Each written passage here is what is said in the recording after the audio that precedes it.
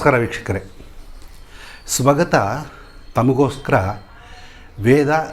ವೇದದ ಪರಿಚಯ, ವೇದದ ವಿಸ್ತಾರ, ವೇದವನ್ನು ಹೇಗೆ ಅರ್ಥ ಮಾಡಿಕೊಳ್ಬೇಕು, ಹೇಗೆ ಅಧ್ಯಯನ ಮಾಡಬೇಕು, ವೇದ ಹೇಗೆ ನಮಗೆ ದೊರಕಿತು, ಈ ಎಲ್ಲ ವಿಚಾರಗಳನ್ನು ಸವಿಸ್ತಾರವಾಗಿ ನಿಮ್ಮ ಮುಂದೆ ತರ್ತಾ ಇದೆ. ವೇದ ಯಾಕೆ ಅನ್ನುವಂಥ ಪ್ರಶ್ನೆ ಬಂದಾಗ ಸಾಮಾನ್ಯವಾಗಿ ನಾವು ವೇದ ಮಂತ್ರಗಳನ್ನು ಕೆಲವಾರು ಶುಭ ಕಾರ್ಯಕ್ರಮಗಳಲ್ಲಿ ಪುರೋಹಿತರು ಬಂದು ಹೇಳೋದನ್ನು ಕೇಳಿದ್ದೀವಿ. ಆದರೆ ಅವ್ರ ಪಾಡಿಗೆ ಅವ್ರು ಹೇಳ್ತಾ ಇರ್ತಾರೆ, ಬಂದಂಥ ಜನಗಳು ಅವರವ್ರದ್ದು ಕೆಲಸದಲ್ಲೇ ತೊಡಗಿರ್ತಾರೆ. ಆದರೆ ವೇದ ಮಂತ್ರಗಳು ಏನನ್ನು ಹೇಳ್ತವೆ, ಅದರಲ್ಲಿ ಅಡಗಿರ್ತಕ್ಕಂಥ ಅಗಾಧವಾದಂಥ ಶಕ್ತಿ ಏನು, ಅರ್ಥ ಏನು, ಇದನ್ನು ಅರ್ಥ ಮಾಡಿಕೊಂಡಾಗ ನಮಗೆ ನಿಜವಾಗಲೂ ವೇದದ ಒಂದು ಮಹತ್ವ, ಅದರ ಶಕ್ತಿ ಗೊತ್ತಾಗುತ್ತೆ. ಭಗವಂತನ ಮುಖದಿಂದ ಬಂದಂತಹ ನಾದ ಸ್ವರೂಪವಾದಂಥ ಈ ವೇದ ಋಷಿಗಳ ಮೂಲಕ ಅದು ಶಬ್ದ ರೂಪವನ್ನು ಪಡ್ಕೊಳ್ತು, ಅಕ್ಷರ ರೂಪವನ್ನು ಪಡ್ಕೊಳ್ತು. ಇಂತಹ ಅಕ್ಷರಗಳು ಅಂದರೆ ನಶಿಸದಂತಹದ್ದು ಅಂತ. ಅಕ್ಷರ ಅಂದರೆ ಯಾವುದು ಕ್ಷರವಿಲ್ಲದ್ದೋ ಅದು ಅಕ್ಷರ. ಆ ಅಕ್ಷರ ರೂಪದಿಂದ ಬಂದಂಥ ಈ ವೇದ ವಾಂಗ್ಮಯ ನಮಗೆ ಬದುಕಿನಗೆ ಬೇಕಾದಂಥ, ನಾವು ಬದುಕಿಗೆ, ಸಮಾಜಕ್ಕೆ ಮತ್ತು ಈ ಪ್ರಕೃತಿಯ ಜೊತೆಗೆ ಹೇಗೆ ನಾವು ಹೊಂದಾಣಿಕೆಯನ್ನು ಮಾಡಿಕೊಂಡು ಬದುಕಬೇಕು ಅನ್ನುವಂಥ ಎಲ್ಲ ವಿಚಾರಗಳನ್ನು ಮೌಲ್ಯಾಧಾರಿತವಾಗಿ ನಮಗೆ ಕಟ್ಟಿಕೊಟ್ಟಿದೆ. ನಮ್ಮ ಋಷಿ ಪರಂಪರೆ ಇದನ್ನೆಲ್ಲ ನಮಗೆ ಹೇಳಿ ಹೋಗಿದ್ದಾರೆ. ಇದರಿಂದ ಗುರು ಪರಂಪರೆಯ ಮೂಲಕ ನಾವು ಇದನ್ನು ಇವತ್ತವರೆಗೂ ಉಳಿಸ್ಕೊಂಡು ಬಂದಿದ್ದೀವಿ. ಅದಕ್ಕೆ ನಾವು ಹೆಮ್ಮೆ ಪಡಬೇಕು. ಆದರೆ ಅದ್ರ ಜೊತೆಗೆ ಅದನ್ನು ಅರ್ಥ ಮಾಡಿಕೊಳ್ಬೇಕು. ಆ ಅರ್ಥ ಮಾಡಿಕೊಂಡ ರೀತಿಯಲ್ಲಿ ನಮ್ಮ ಬದುಕನ್ನು ಮುಂದಕ್ಕೆ ಸಾಗಿಸ್ಕೊಳ್ತಾ ಹೋದರೆ ನಮಗೆ ಸುಂದರವಾದ ಬದುಕು ನಮ್ಮದಾಗುತ್ತೆ. ಹಾಗಾಗಿ ಆ ವಿಚಾರಗಳನ್ನು ತಿಳಿಸುವಂತಹ ಒಂದು ಪ್ರಯತ್ನ ಸ್ವಗತ ಮಾಡಿದೆ. ದಯವಿಟ್ಟು ವೇದಗಳ ಉಪನ್ಯಾಸ ಮಾಲಿಕೆಯನ್ನು ಕೇಳ್ತಿರ್ತಕ್ಕಂಥ ವೀಕ್ಷಕರು ಅದನ್ನು ಅರ್ಥವನ್ನು ತಿಳ್ಕೊಳ್ತಾ ಹೋಗ್ತಾ ಇರಿ. ಜೊತೆಗೆ ನಿಮಗೆ ಏನಾದರೂ ಮಧ್ಯದಲ್ಲಿ ಅನುಮಾನಗಳು, ಪ್ರಶ್ನೆಗಳು ಬಂದರೆ ದಯವಿಟ್ಟು ನಮಗೆ ಅದನ್ನು ಅನಿಸಿಕೆಯ ರೂಪದಲ್ಲಿ, ಅಭಿಪ್ರಾಯ ರೂಪದಲ್ಲಿ ನಮಗೆ ಕಳಿಸ್ಕೊಡಿ. ಮುಂದಿನ ಕಂತುಗಳಲ್ಲಿ ಆ ನಿಮ್ಮ ವಿಚಾರಗಳನ್ನು ಸೇರಿಸಿ ನಾವು ಸಂಚಿಕೆಯನ್ನು ತರುವಂಥ ಪ್ರಯತ್ನ ಮಾಡ್ತೇವೆ. ಸೊ ಹೀಗಾಗಿ ನಿಮ್ಮನ್ನು ಇವತ್ತಿನ ವೇದದ ಪರಿಚಯ ಮಾಲಿಕೆಗೆ ನಾನು ನಿಮ್ಮನ್ನು ಕರ್ಕೊಂಡು ಹೋಗ್ತಾ ಇದ್ದೀನಿ. ವೀಕ್ಷಕರೇ, ವೀಕ್ಷಿಸಿ ಅನಿಸಿಕೆಗಳನ್ನು ನಮ್ಮೊಟ್ಟಿಗೆ ಹಂಚಿಕೊಳ್ಳಿ. ಕಾರ್ಯಕ್ರಮದ ಗುಣಮಟ್ಟವನ್ನು ಉತ್ತಮಗೊಳಿಸಲಿಕ್ಕೆ ಸಹಾಯ ಮಾಡಿ ಅಂತ ಕೇಳ್ಕೊಳ್ತಾ ಇವತ್ತಿನ ಕಾರ್ಯಕ್ರಮಕ್ಕೆ ಸ್ವಾಗತ ಕೊಡ್ತಾ ಇದ್ದೀನಿ. ನಮಸ್ಕಾರ.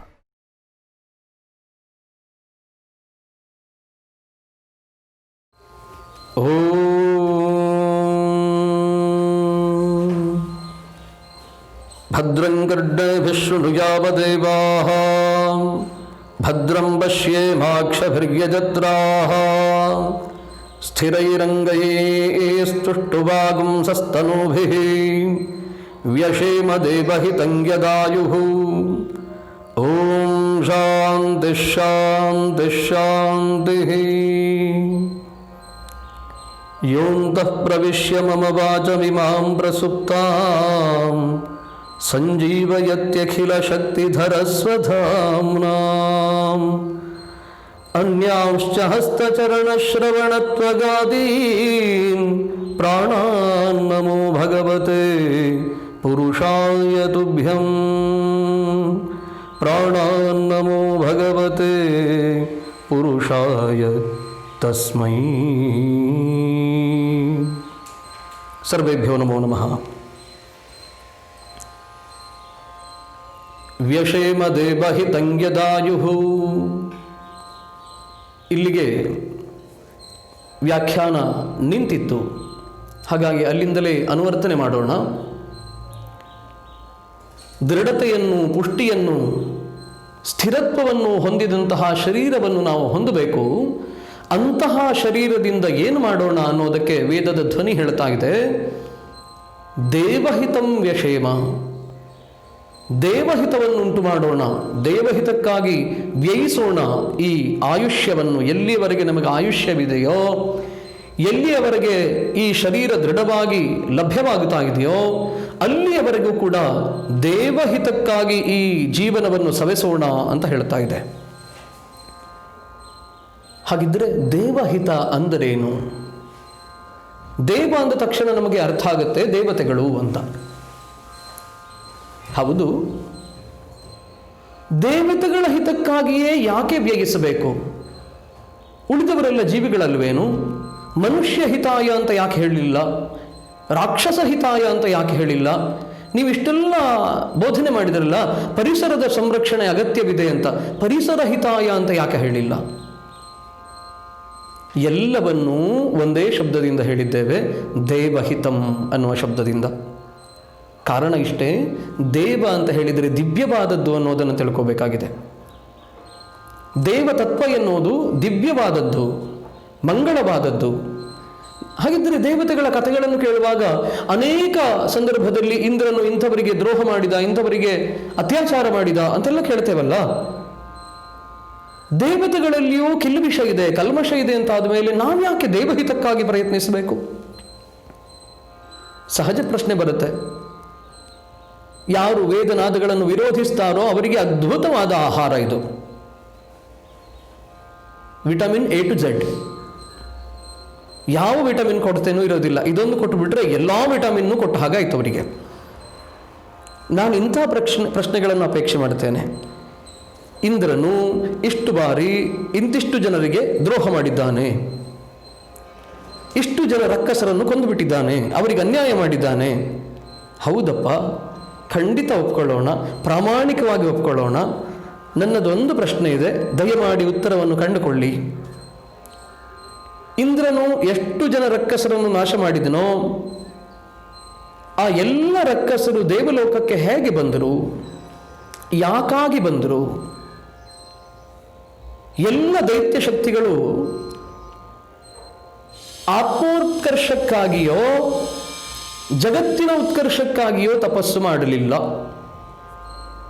ಗಮನಿಸ್ತಾ ಹೋಗಿ, ಪ್ರತಿಯೊಂದು ದೈತ್ಯನೂ ತಪಸ್ಸಿನಲ್ಲಿ ತೊಡಗಿದ್ದ ಕಾರಣ ಒಂದೇ ಒಂದು, ಈರ್ಷಾ, ಅಸೂಯ, ದ್ವೇಷ. ತನ್ನ ಸ್ವಾರ್ಥಪರವಾದಂತಹ ದ್ವೇಷವನ್ನು ತೀರಿಸಿಕೊಳ್ಳುವುದಕ್ಕಾಗಿ ತಪಸ್ಸು ಮಾಡಿದ. ಹಾಗೆ ತಪಸ್ಸು ಮಾಡಿದಾಗ ಆ ತಪಸ್ಸಿನ ಇಷ್ಟಾರ್ಥವನ್ನು ಕೊಟ್ಟದ್ದು ಯಾರು? ದೇವತೆಯೋ, ರಾಕ್ಷಸನೋ, ಅಥವಾ ಇನ್ಯಾರಾದರೂ? ದೇವತೆಗಳನ್ನು ಹಿಂಸಿಸುತ್ತಾನೆ ಇವನು ಅಂತ ತಿಳಿದು ಕೂಡ ಅಂಥವನ ತಪಸ್ಸಿಗೆ ಅನುಗ್ರಹ ಮಾಡಿದ್ದು ದೇವತೆಗಳೇ ಅನ್ನೋದನ್ನು ಮರೆಯಬಾರದು. ನಾವು ಮನುಷ್ಯರಿದ್ದೇವಲ್ಲ. ಒಂದು ಉದಾಹರಣೆಯನ್ನು ಕೊಡಲಿ ನೋಡುವ. ಈ ನನ್ನ ಪಕ್ಕದ ಮನೆಯವನು ನಾಳೆ ದಿನ ನನ್ನ ತಲೆಗೆ ಕಲ್ಲು ಹೊಡಿತಾನೆ ಅಂತ ಗೊತ್ತಿದ್ದ ಮೇಲೆ ನಾನು ಅವನಿಗೆ ಕಲ್ಲು ಕೊಡ್ಲಿಕ್ಕೆ ಹೋಗ್ತೇನೇನು? ಯಾಕಂದ್ರೆ ನಾವು ಬುದ್ಧಿವಂತರಿದ್ದೇವೆ. ನಮ್ಮ ಹಿರಿಯರು ನಮಗೆ ಹೇಳಿಕೊಟ್ಟಿದ್ದಾರೆ, ಕೋಲು ಕೊಟ್ಕೊಂಡು ಪೆಟ್ಟು ತಿನ್ನಬಾರದು ಅಂತ. ಅವನು ಹಾಗೇ ಹೊಡಿತಾನೋ ಹೊಡಿಲಿ, ತೊಂದರೆ ಇಲ್ಲ. ಆದರೆ ನಾವೇ ಕೋಲು ತಂದು ಕೊಡಬಾರದು ಯಾವನು ಹೊಡಿಲಿಕ್ಕೆ ಬಯಸ್ತಾನೋ ಅಂಥವನಿಗೆ. ನೋಡಿ, ದೇವತೆಗಳ ಪ್ರಸನ್ನತೆ ಹಾಗಿದೆ. ಯಾರು ತಮ್ಮ ಮೇಲೆಯೇ ಆಕ್ರಮಣ ಮಾಡುತ್ತಾರೋ ಅಂಥವರ ತಪಸ್ಸಿಗೆ ಮೆಚ್ಚಿ ಅವರೇ ವರ ಕೊಡ್ತಾರೆ. ಹಿರಣ್ಯಾಕ್ಷ, ಹಿರಣ್ಯಕಶಿಪು ಇವರಿಗೆಲ್ಲ ವರ ಕೊಡುವಾಗ ಬ್ರಹ್ಮನಿಗೆ ಮೂರ್ಖತೆ ಬಾಧಿಸ್ತಾ ಇತ್ತೇನು? ಬ್ರಹ್ಮದೇವನೇ ವರ ಕೊಡ್ತಾನಲ್ಲ, ದೇವತೆಗಳ ಹೊರತಾಗಿ ಸಾವು ಬರಲಿ ಅಂತ ಹೇಳಿದರೆ ದೇವತೆಗಳ ಮೇಲೆ ಆಕ್ರಮಣ ಮಾಡುವವನು ಇದ್ದಾನೆ ಇವನು ಅನ್ನೋದು ಸ್ಪಷ್ಟವಾಯಿತು. ದೇವತತ್ವ ಎಷ್ಟು ಉದಾತ್ತವಾದದ್ದು. ಅಪರಾಧ ಸರಣಿಗಳನ್ನು ಹೇಳ್ತಾ ಹೋಗೋಣ. ಇಂದ್ರನು ಅನೇಕ ಅಪರಾಧವನ್ನು ಮಾಡಿದ್ದಾನೆ. ಹೌದಪ್ಪ, ನನಗೂ ಒಪ್ಪಿಗೆ ಇದೆ, ಸರಿಯಾದ ಪ್ರಶ್ನೆ ಅದು. ಆದರೆ ಇಂದ್ರನು ತಾನು ಮಾಡಿದ ಅಪರಾಧಕ್ಕೆ ಬೇರೆ ಯಾವುದೇ ಪರಿಮಾರ್ಜನೆ ಇದ್ದರೂ ಕೂಡ ಶಿಕ್ಷೆಯನ್ನೇ ಅನುಭವಿಸ್ತಾನೆ. ವಿಶ್ವರೂಪ ಎನ್ನುವಂತಹ ಬ್ರಾಹ್ಮಣ ಕುಮಾರನನ್ನು ಇಂದ್ರನು ನಾಶ ಮಾಡಿದ. ಕಾರಣ ಇಷ್ಟೇ, ಮಂತ್ರಪೂತವಾದಂತಹ ಹವಿಸ್ಸುಗಳನ್ನು ದೇವತೆಗೆ ಅರ್ಪಿಸುವ ಕಾಲದಲ್ಲಿ ಮರೆಮಾಚುತ್ತಾ ರಕ್ಕಸರಿಗೂ ಅದೇ ದ್ರವ್ಯಗಳನ್ನು ಆಹುತಿ ಕೊಡ್ತಾ ಇದ್ದ. ಆ ಕಾರಣಕ್ಕಾಗಿ ಇಂದ್ರನು ವಿಶ್ವರೂಪ ಎನ್ನುವಂತಹ ಬ್ರಾಹ್ಮಣ ಕುಮಾರನನ್ನು, ತ್ವಷ್ಟೃ ಮುನಿಯ ಮಗನನ್ನು ನಾಶ ಮಾಡುತ್ತಾನೆ. ಈ ಕಾರಣಕ್ಕಾಗಿಯೇ ಕ್ರೋಧಗೊಂಡಂತಹ ತ್ವಷ್ಟೃ ಮುನಿ ಇಂದ್ರನನ್ನೇ ದ್ವೇಷಿಸುವ, ಇಂದ್ರನನ್ನೇ ಗೆಲ್ಲಬಹುದಾದಂತಹ ಒಂದು ಸಂತಾನಕ್ಕಾಗಿ ಸಂಕಲ್ಪ ಮಾಡುತ್ತಾನೆ, ಯಜ್ಞ ಮಾಡುತ್ತಾನೆ. ಅವನೇ ಸಿದ್ಧಿಸಿಕೊಂಡಂತಹ ಮಂತ್ರದಿಂದ ಸ್ವಾಹೇಂದ್ರ ಶತ್ರುರ್ವರ್ಧಸ್ವ ಅಂತ ಹೋಮಿಸ್ತಾನೆ. ಆ ಮಂತ್ರದಲ್ಲಿ ಸ್ವಲ್ಪ ವ್ಯತ್ಯಾಸವಾಗಿ ಇಂದ್ರನಿಂದ ನಾಶ ಹೊಂದುವ ಎನ್ನುವ ಅರ್ಥವನ್ನು ಅದು ಕೊಡುವ ಹಾಗಾಗತ್ತೆ. ಎರಡನೇ ಬಾರಿ ತ್ವಷ್ಟೃಮುನಿ ತನ್ನ ಸಂತಾನವಾಗಿ ಪಡೆದುಕೊಂಡಂತಹ ವೃತ್ರನೆನ್ನುವವನು ಕೂಡ ಇಂದ್ರನಿಂದ ನಾಶವಾಗುತ್ತಾನೆ. ಬ್ರಾಹ್ಮಣನ ಸಂತಾನ ಆದ್ದರಿಂದ 2 ಬಾರಿ ತನಗೆ ಬ್ರಹ್ಮಹತ್ಯಾ ದೋಷ ಬಂತು ಅಂತ ಭೀತನಾದಂತಹ ಇಂದ್ರ ಸಮಸ್ತ ವಿಶ್ವದ ಕಲ್ಯಾಣವನ್ನುಂಟು ಮಾಡುವಂತಹ ಈ ಸ್ಥಾನದಲ್ಲಿ ನಾನು ಕುಳಿತುಕೊಳ್ಳಬಾರದು ಅಂತ ನಿರ್ಣಯಕ್ಕೆ ಬರ್ತಾನೆ. ಸಾಕ್ಷಾತ್ ದೇವಗುರು ಬೃಹಸ್ಪತಿಗಳು ಹೇಳಿದ್ರು ಅದನ್ನು ಕೇಳೋದಿಲ್ಲ. ಈ ಅಪರಾಧಕ್ಕೆ ನಾನು ಶಿಕ್ಷೆ ಅನುಭವಿಸಬೇಕು. ಕಮಲದ ದಂಟಿನಲ್ಲಿ ಅಣುರೂಪದಲ್ಲಿ ಹೋಗಿ ಕುಳಿತುಕೊಂಡು ಬಿಡ್ತಾನೆ. ಅದಕ್ಕಾಗಿಯೇ ನಹುಷನನ್ನು ನಾವು ಸ್ವರ್ಗದಲ್ಲಿ ಪ್ರತಿಷ್ಠಾಪನೆ ಮಾಡಿದ್ದನ್ನು ಕೇಳಿದ್ದೇವೆ. ನೋಡಿ, ದೇವತತ್ವ ಇಷ್ಟು ಉದಾತ್ತವಾದದ್ದು. ಯಾರು ತಮ್ಮ ತಪ್ಪುಗಳಿಗೆ ತಾವೇ ಶಿಕ್ಷೆಯನ್ನು ವಿಧಿಸಿಕೊಳ್ಳುತ್ತಾರೋ ಅಂತಹ ಉದಾತ್ತತೆ ಇರುವಂತಹ ತತ್ವಗಳು. ಅದಕ್ಕಾಗಿಯೇ ಸುಮನಸರು ಅಂತ ದೇವತೆಗಳನ್ನು ಕರೀತೇವೆ. ಹಾಗಿದ್ದ ಮೇಲೆ ದೇವತೆಗಳ ಉಪಾಸನೆ ಆರಾಧನೆ ಮಾಡದೆ ಮತ್ತೇನು ಮಾಡಲಿಕ್ಕೆ ಸಾಧ್ಯ? ಮತ್ತೇನು ಮಾಡೋದು ಸರಿ? ಮಂತ್ರದಲ್ಲಿಯೂ ಹೇಳ್ತೇವೆ. ಕರ್ಮಾರಂಭದಲ್ಲಿ ನಾವು ಹೇಳುವಾಗ ಸ್ವಸ್ತಿ ಪಂಥಾಬನುಚರೇಮ ಸೂರ್ಯ ಚಂದ್ರಮಸಾ ವಿಭ. ಒಳ್ಳೆಯ ಮಾರ್ಗಗಳನ್ನು ಅನುಸಂಧಾನ ಮಾಡೋಣ, ಅನುಸರಿಸೋಣ. ಹೇಗೆ?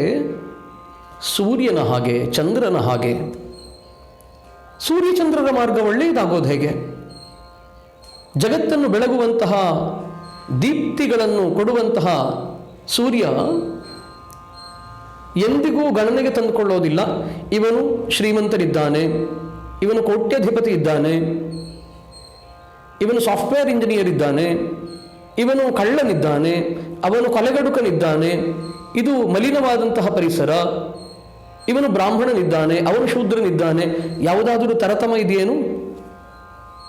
ಎಲ್ಲರಿಗೂ ಸಮಾನವಾದಂತಹ ತೇಜಃಪುಂಜವನ್ನೇ ಕೊಡ್ತಾನೆ ಸೂರ್ಯನು. ಆಯಿತು, ಅವನಿಂದ ಪ್ರತಿಫಲನಗೊಂಡಂತಹ ಚಂದ್ರನನ್ನು ನೋಡೋಣ. ಅವನು ಕೂಡ ಹಾಗೆ ಬಾಲದಿಂದ ವೃದ್ಧರವರೆಗೆ ಎಲ್ಲರಿಗೂ ಸಂತೋಷವನ್ನೇ ಕೊಡ್ತಾನೆ.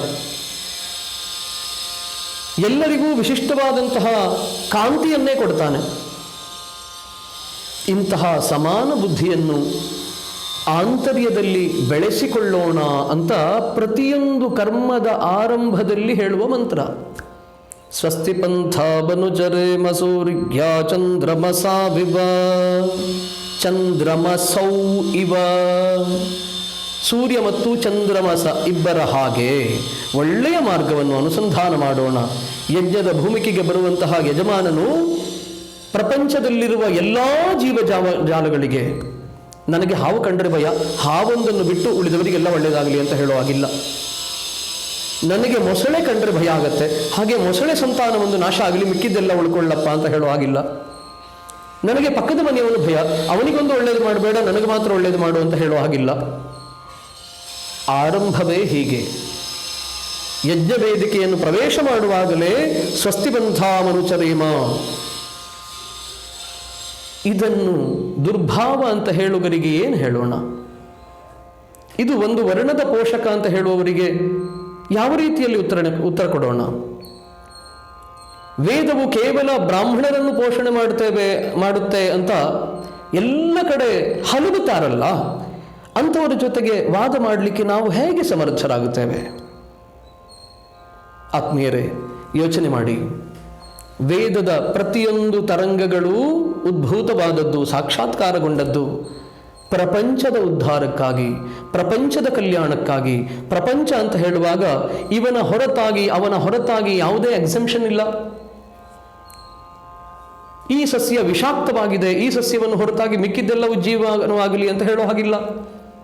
ಪ್ರಪಂಚದಲ್ಲಿ ಎಲ್ಲವೂ ಇರಬೇಕಾಗಿದೆ. ಎಲ್ಲರಿಗೂ ಅವರದ್ದೇ ಆದ ಬದುಕಿದೆ, ಅವರದ್ದೇ ಆದ ಅಸ್ತಿತ್ವ ಇದೆ. ಯಾರ ಬದುಕನ್ನು ಕಸಿದುಕೊಳ್ಳುವ ಹಕ್ಕು ಯಾರೊಬ್ಬರಿಗೂ ಇಲ್ಲ. ಮರಿಬಾರದು ನಾವಿದನ್ನು. ಈಗಲೂ ಒಂದು ಪ್ರಶ್ನೆ ಕೇಳಬಹುದು. ನೀವು ಯಜ್ಞದಲ್ಲಿ ಹೀಗೆ ಅಂತ ಹೇಳಿದ್ರಿ, ಯಜ್ಞದಲ್ಲಿಯೇ ಪಶುವಧೆ ಮಾಡ್ತಾರಲ್ಲ ಅಂತ. ಲೋಕಹಿತದ ಉದ್ದೇಶದಿಂದ ಲಾಕ್ಷಣಿಕವಾದಂತಹ ಪಶು, ಯಾವ್ಯಾವುದೋ ಪಶುಗಳಲ್ಲ, ಆ ಪಶುವಿಗೆ ಲಕ್ಷಣವನ್ನು ಹೇಳ್ತಾರೆ. ಅದನ್ನು ಹುಡುಕೋದು ಅಷ್ಟೇ ಕಷ್ಟ, ಲಭ್ಯತೆಯೂ ಅಷ್ಟೇ ವಿರಳ. ತಾತ್ವಿಕವಾದ ದರ್ಶನದಲ್ಲಿ ಒಂದು ಹೇಳ್ತಾರೆ, ಪ್ರಪಂಚದ ಉತ್ಕರ್ಷಕ್ಕಾಗಿ ಯಾರ ಬಲಿದಾನವಾಗುತ್ತದೋ ಅದು ಪ್ರಾಣಿಯಾಗಲಿ ಮನುಷ್ಯನಾಗಲಿ ಯಾರೇ ಆದರೂ ಕೂಡ ಆ ಜೀವಿಗೆ ಉದಾತ್ತತ್ವ ಲಭ್ಯವಾಗತ್ತೆ ಅಂತ. ನಮ್ಮ ಇತಿಹಾಸಗಳಲ್ಲಿ ನಾವು ಕೇಳಿದ್ದೇವೆ, ಸತಿ ಹೋಗುವುದು ಅಂತ ಒಂದು ಪದ್ಧತಿ, ಅದರ ಜೊತೆಯಲ್ಲಿ ಇನ್ನೊಂದು ಪದ್ಧತಿಯನ್ನು ಕೇಳ್ತೇವೆ ನಾವು. ಯಾವನೋ ಊರಿನ ಹಿರಿಯನೊಬ್ಬನು ಊರಿನ ಹಿತಕ್ಕಾಗಿ ದೊಡ್ಡದಾದ ಕೆರೆಯನ್ನು ಕಟ್ಟಿಸಿದ, ನೀರೇ ಬರಲಿಲ್ಲ ಅಂತ. ಆಗ ಏನಾಯಿತು, ಅವನ ಸೊಸೆ ನದಿಗೆ ಆಹುತಿಯಾದಳು, ಆ ಕೆರೆಗೆ ಆಹುತಿಯಾದಳು. ಆಮೇಲೆ ನೀರಿನ ಸಮೃದ್ಧತೆ ಉಂಟಾಯಿತು.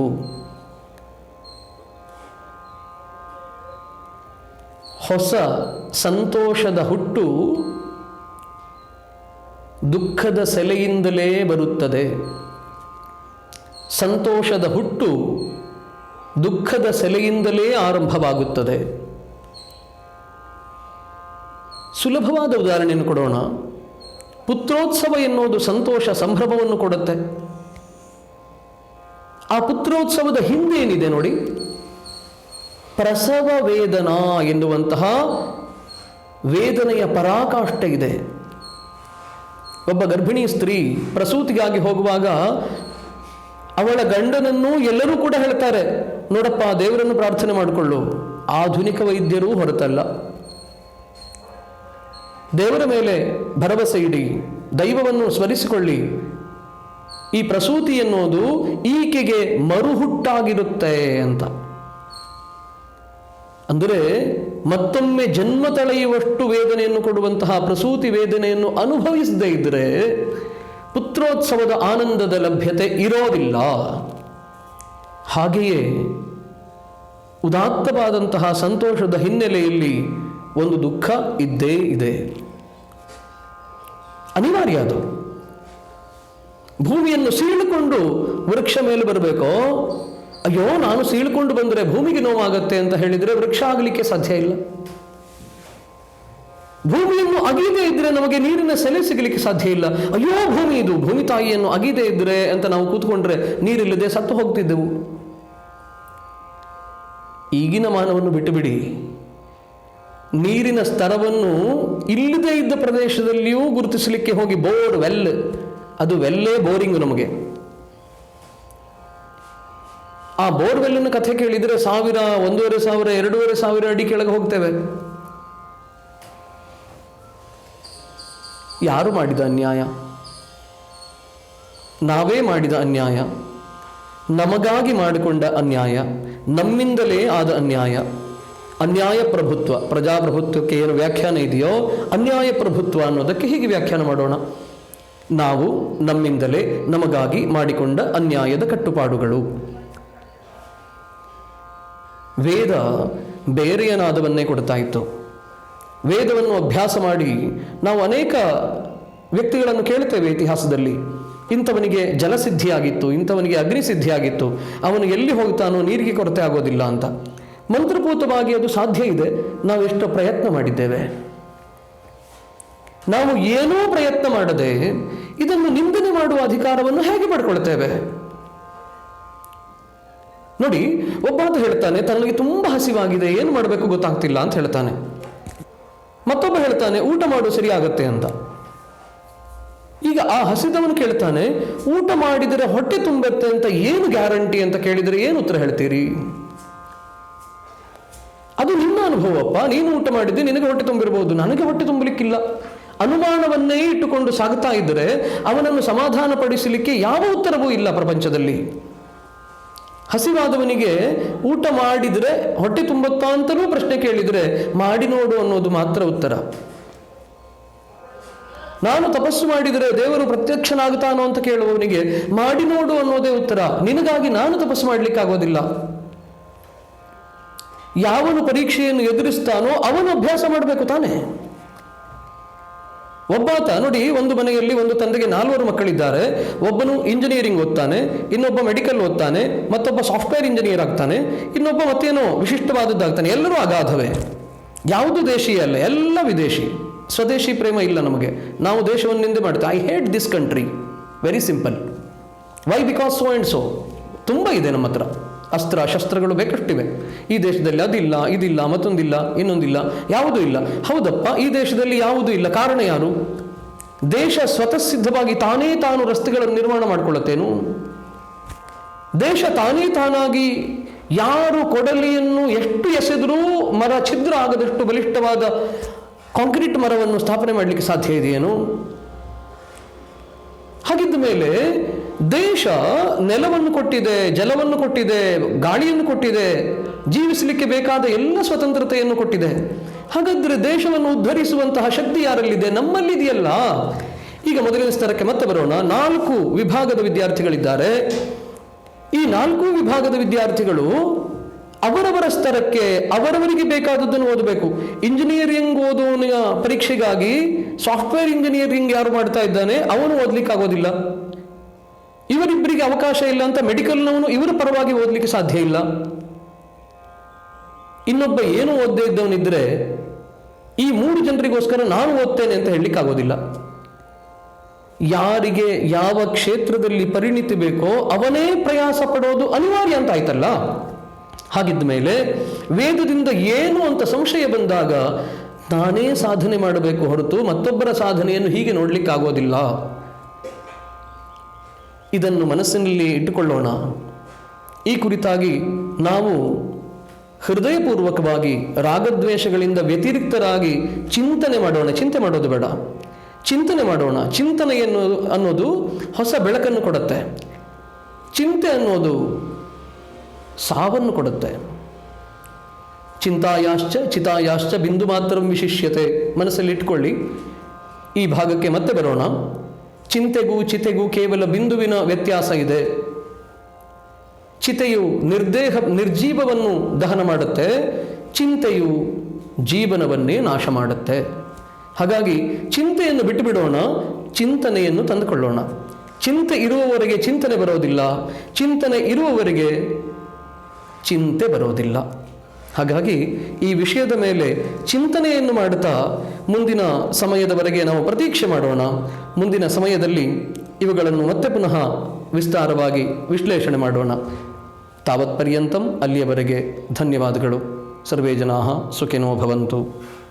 ಸ್ವಸ್ತಿ ಪಂಥಾಮನುಚರೇಮ ಸೂರ್ಯಾ ಚಂದ್ರಮಸಾ ವಿಭಾನ್ ಪುನರ್ದಧತಾಘ್ನತಾ ಜಾನತಾ ಸಂಗಮೇಮಹಿ.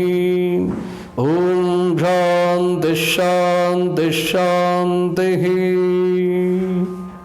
ನಮೋ ನಮಃ. ಧನ್ಯವಾದಗಳು.